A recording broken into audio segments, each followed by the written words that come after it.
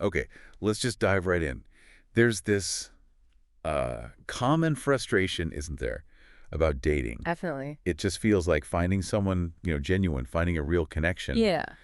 It feels harder than ever sometimes. Yeah. You're looking for someone loyal, emotionally available, and it's just tough out there. It really is. And that's exactly why we're doing this deep dive today. Use 7 key strategies. Right. And our mission here is basically to pull out the best bits, the actionable stuff, a kind of shortcut maybe to help attract, real lasting love. I like that, a shortcut.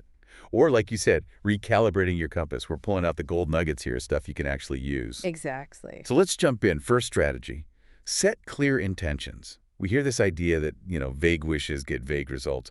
But what does real clarity look like here? Well, it's pretty foundational. The one sentence takeaway is being explicit about readiness for a healthy, loving relationship aligns action with desire.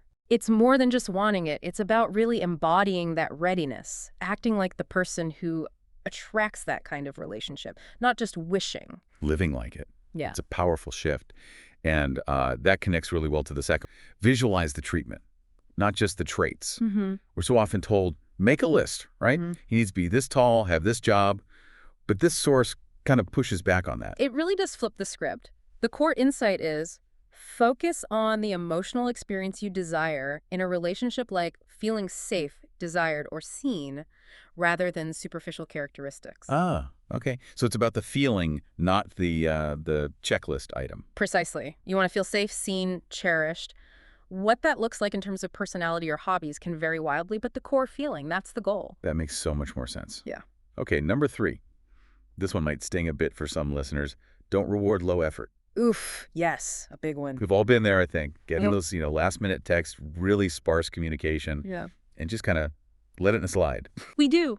We make excuses. Oh, they're busy. But this strategy calls that out. The summary is clear. Avoid rewarding minimal effort, such as last-minute cancellations or sparse communication, as genuine effort involves sacrifice and planning. Sacrifice and planning. Yeah. It means that they value your time. Yeah. Our source mentioned things like, them making an effort to learn something about you, meet your friends. That's effort, not just fitting you in. Right. Not just convenience. Okay, so if you're clear on your worth and what you want to accept, it kind of leads to the next question. Is the other person putting in that thought too? Which brings us to number 4. Is he evaluating you too?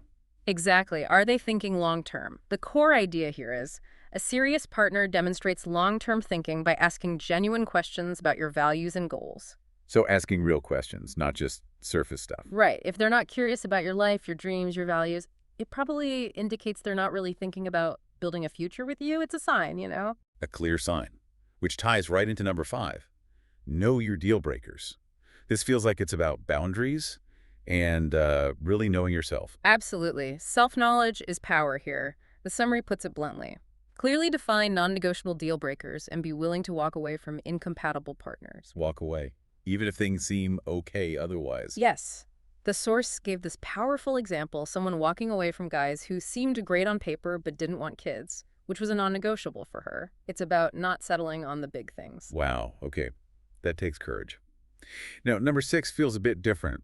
Build more friendships. How does, networking connect to romance? Seems indirect.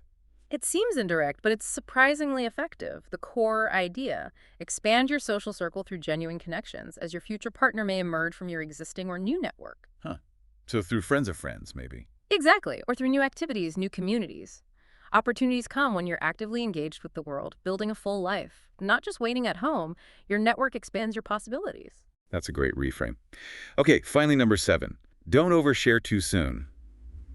This is tricky, right? Because vulnerability is often seen as good. It is good, but timing is key. The advice here is keep early conversations light and save deep personal history or trauma discussions for when trust has been firmly established.